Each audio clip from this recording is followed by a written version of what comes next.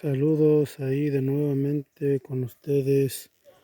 Aquí saluditos para todos los amigos que están ahí de nuevo. Saludos, aquí andamos. venimos a venimos a amarrar la vaca, a sacatear la vaca. Aquí andamos. Espero que ustedes estén bien en sus labores diarias.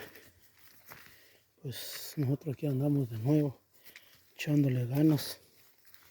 Ayer fuimos a chapurrear o a chapear o como le dicen, quieren llamar, allá en Tierra Caliente, en el Espinero. Allá anduvimos ayer allá en un gran calorón. Había mucho calor. Y ahora aquí estamos en lo frío, fresco. Como ven el clima, cómo está. Y ahora aquí andamos de nuevo.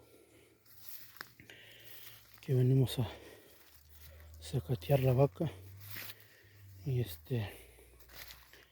bueno, ahí anduvimos ayer en La Vega, Tierra Caliente, preparando la tierra para la siguiente temporada para mayo. Y ahí anduvimos.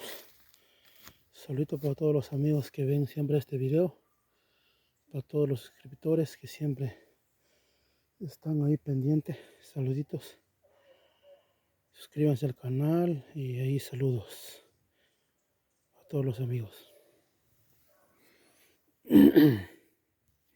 Aquí tenemos la mochila, machete, ya listo para trabajar.